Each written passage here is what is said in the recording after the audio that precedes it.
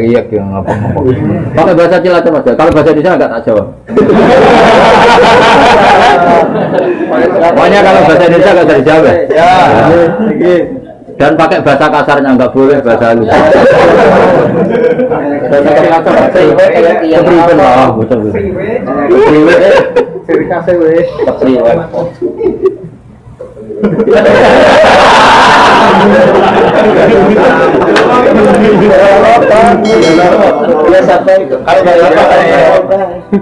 Anggap saja tanya sama ini lah, enggak tanya sama. Dia sudah di sana.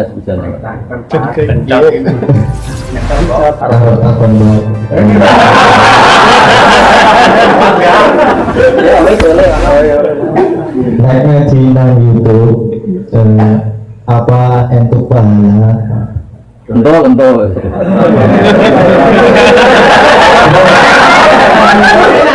Apa syaratnya bisa nyambung? Bisa. Sanat itu gini loh ya. Saya sering dapat pertanyaan sama dari Cilacap. Siapa namanya? Gunawan. Oh bagus. Gunawan tuh manusia ada gunanya. Iya kan? Orang kaya jutawan kan gitu. Tukang pewarta hartawan. Tukang ada gunanya. Maka kalau niru sama ini gunanya banyak. Ya semuanya niru pakai ini aja. Pasti gunanya banyak. Jadi orang kalau kaya jutawan, pewarta wartawan. Ya. Kalau orang kelayaban bisa lawan wisata, tukang kelayaban kan. Jadi apa? Kalau banyak gunanya gunawan. Kalau banyak masalah.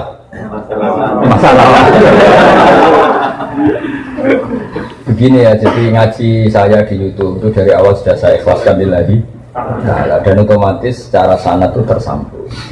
Yang ada syarat ketat itu kalau mau jadi mufti. Ya jadi apa? Mufti itu orang yang punya otoritas menghukumi halal haram, syarat tidak sahnya sholat atau syarat sah tidaknya nikah itu nggak boleh hanya sekedar ngaji di YouTube. Tapi kalau syarat ingin tahu kebaikan sudah cukup. Karena kebaikan itu ma'ruf, mudah dikenal oleh Jadi kalau syarat-syarat yang ketat harus ketemu gurunya, ngaji lama, terus akhlaknya harus baik, hafal Quran, hafal hadis, itu syarat untuk mufti, ya Pak? Mufti itu begini loh, fatwa sesuatu yang jelimet itu namanya mufti. Kalau sampai kan nggak perlu seperti itu. Makanya dengar ngaji saya yang bisa dilakukan, yang nggak ditunda itu sudah selesai. Dan potongannya ya nunda semua. Misalnya saya ngaji, wajib gak orang nyaur utang? Ayo jawab. Wajib. Tahu toh? Tahu. Ditunda apa langsung? Tunda. Ketika kangen keluarga wajib gak terus ingin pulang atau ngirimin? Tapi ketika ada tadi tonton pikirannya mulai macam-macam. Nah. Kenapa kalau mufti syaratnya ketat? Karena mufti itu akan menimbang hukum yang kayak iya kayak tidak. Itu harus orang alim, nggak boleh hanya lewat YouTube. Saya beri contoh ya Mas Gunawan ya, kayak iya kayak tidak. Misalnya gini, saya beri contoh. Kerja di Korea itu baik apa enggak? Baik. Kalau melihat sisi jauh dari keluarga agak baik. Tapi apa artinya deket tapi enak? Enak itu raine ketok terus kira atau ketok. Itu namanya enak. Jauh tapi gak enak karena veselnya kirimannya banyak. Lancar. Lah kalau istri kamu rata-rata nelpon kangen orangnya apa kangen kiriman? Kiriman. Nah itu kan terus ketika ada orang tanya baik mana merantau sama di rumah itu pas dah itu cuma itu hukum sosial, tapi seorang mufti pasti gampang kayak iya kayak tidak. Nah, itu butuh orang alim yang ngajinya tenanan. Tapi kalau hukumnya suami istri sebaiknya apa ya rukun, itu kan nggak perlu mufti, pasti iya gitu, apa? Pasti iya. Jadi saya jawab ya. Jadi kalau ngaji lewat YouTube itu sudah sah, cuma tetap saja nggak sah kalau sebagai mufti. Mufti itu menentukan hukum halal. Misalnya kamu marung di warung Korea yang terkenal misalnya masak babi, tapi yang kamu makan benar-benar telur atau ayam, hukumnya gimana? Mesti mufti itu mikir. Kalau melihat ayamnya halal, tapi paling digoreng di wajan yang sama, diletakkan di piring yang sama, dan mereka nyuci piring pasti tidak dengan cara Kalau melihat gitu kayaknya tidak halal ya. Tapi kalau melihat bisa saja, meskipun bisa saja pas jatah saya piringnya baru. Tapi meskipun kemungkinan itu entah. Tapi ya buat senam otak yang nggak mungkin dianggap mungkin saja. Tapi ini ya itu mufti. Misalnya sholat pesawat hukumnya gimana? Kalau melihat waktu sholat ya harus sholat. Tapi melihat kalau kamu sesuci misalnya, sesuci di pesawat itu wudunya kira-kira sempurna nggak? Buatan kan? Kalau sempurna dimarahin awak kabin. Setelah wudu tidak sempurna kira-kira tetap wajib sholat apa enggak? Mesti jawaban pertama wajib. Lalu sholat ini namanya apa? Sholat dihormatin waktu, hanya menghormati waktu, tapi nanti setelah di kos-kosan atau di Korea harus dikodoi. Tapi ketika wajib ngodoi melihat wajah-wajah gini, wah sholat aja sudah menguntungkan, disuruh wajib ngodoi. Muftinya ngeper lagi. Karena wajah-wajah kayak sampean itu semua mufti pasti ngeper. Ini sholat fardu aja apet, apalagi disuruh kodok. Hanya kalau ditanya hukumnya gimana Gus? Wajib sholat, wajib ngulang enggak? Kamu enggak. Terus ada lagi orang tanya saya, ini orang nggak pernah sholat sampai 10 tahun. Setelah tobat tanya, saya wajib kodok enggak Gus? Tak lihat wajahnya itu kalau diwajibkan langsung nggak sholat. Akhirnya saya sebagai kiai ngakalin, ya sudah penting kamu sholat dulu aja, nggak usah tanya kodoknya. Setelah setahun datang lagi, sudah tahu nikmatnya apa? Sholat. Gus caranya kodok gimana? Sudah nggak tanya kodok wajib enggak? Caranya kodok gimana? Saya bilang ya pokoknya tiap sholat kamu 2 kali aja, nggak usah langsung banyak apa? Tiap sholat 2 kali. Yang satu untuk sholat wajib hari ini, yang satu untuk nyaur utang yang dulu. Karena kalau langsung dihitung 10 tahun tuh sebulan kali 5, 10 hari aja berapa? 10 hari kali 5 waktu sudah 50. Berarti tiap 1 bulan 150 kali 12 berapa? Banyak ya. Kali 10 tahun. Lihat terawih saja dia takut ini. Nah, wajibnya kodok itu sesuatu yang mudah dikenali. Tapi ngitung loyalitas orang pada agama.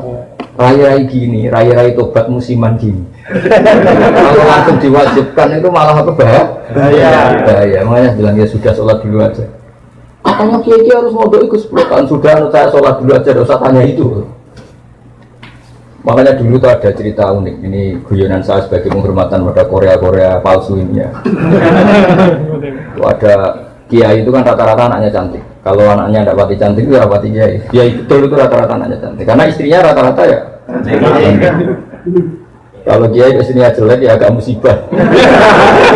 Tapi bisa bikin kantor cabang kan? Ini provokator itu. Apa pengesahan apa ya? Pakai kartu apa? Enggak, kantornya itu. Dia mengistilahkan istri kedua itu.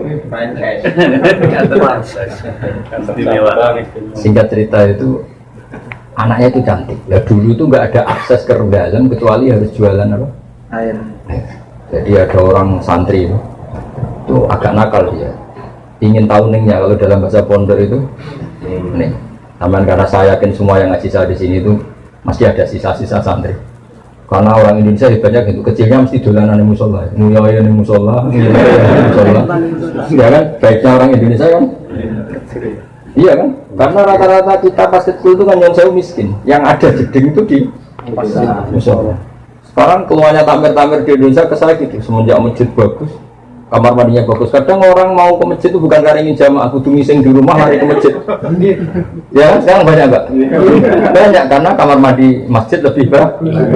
Yang parah kalau mau tidur Kang Ali, di rumah enggak ada AC, enggak ada kipas angin. Kalau ngantuk ke masjid, kipasnya dinyalin. Di daerah kamu ya gitu. Di sini. Di kos-kosan nggak ada kipas, di sini masjid ada. Ya sih, malah sih di sini. Itu mau itikaf kok mau nikmati hidup. Nikmati hidup. Ya alhamdulillah kok Allah nggak apa-apa lah. Dekat masjid sudah baik. Meskipun niatnya tidak baik, semoga tetap apa? Baik. Singkat cerita dia itu pura-pura jualan apa? Air. Kiainya senengnya begini. Ben baru kayak anakku disenengi, banyu murah soalnya. Kiainya wali, jadi tahu kelakuan. Tadi santrinya tadi di Barno, biarin dapat air murah, loyal. Lama-lama dibilang gini sama Kiai. Kamu senang sama anak saya? Iya Pak ya. Syaratnya kamu harus jamaah di depan 40 hari. Kalau itu selesai, nanti kesini tak nikahkan sama putri saya. Oh semuanya bukan main. Dia jamaah terus di depan. Ini di Masjid Haram, cerita ini di Mekah. Nggak diserahkan, nggak diserahkan. Jadi ini cerita kelas internasional, bukan kelas apa?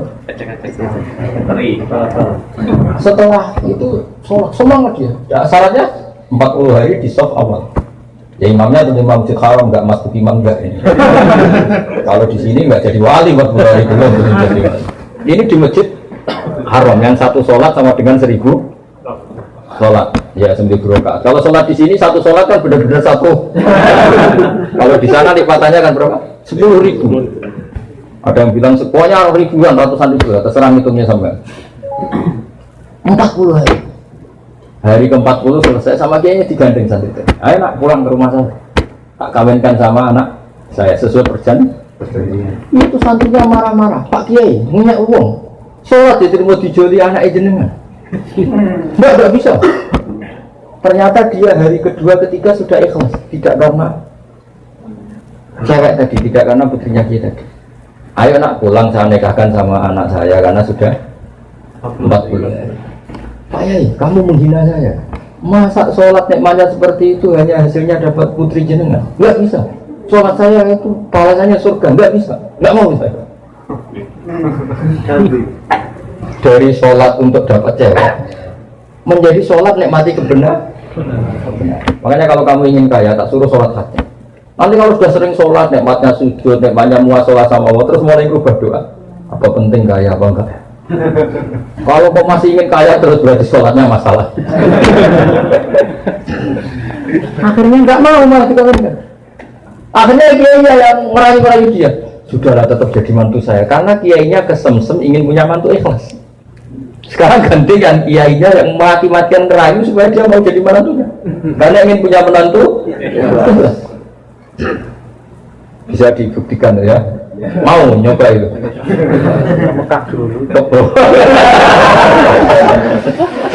Nah, contohnya ada harus Mekah. Misalnya Anda ingin kaya, dijajahi, disuruh sholat saja. Lama-lama nanti Anda akan muhasabah, mengkoreksi doa Anda. Betul enggak, betul enggak.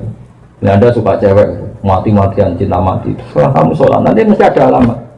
Ternyata mimpi gambarnya angin topan. Saya pernah punya teman sholat istikharah, gambarnya itu angin topan. Ya macam-macam lah. Ya itu jadi itu artinya wasta'inu bisobri apa? Karena kita tidak pernah tahu yang maslahat untuk kita itu ke depan itu apa, kita tidak pernah. Makanya semuanya kita serahkan pada Allah Subhanahu. Mungkin sampean kalau hidup di Jawa karena tetangga roh kiai kadang rapati senang. Karena kadang jenenge gawan tonggo, tapi gara-gara di Korea melihat Islam gak hidup malah sampai jadi kiai. Kalau di rumah jadi Kiai RT saja nggak ngangkat ya. Tapi kalau di sini langsung Kiai internasional. Iya, kalau Kiai di Indonesia namanya Kiai lokal. Kalau sudah di sini internasional. Jadi itulah hikmah yang dikersana Allah Subhanahu wa Ta'ala. Makanya berharap semoga keberadaan Anda di sini benar-benar ikut menyebarkan sujud, tauhid, tasbih di dunia. Ya sudah ya, cukup ini.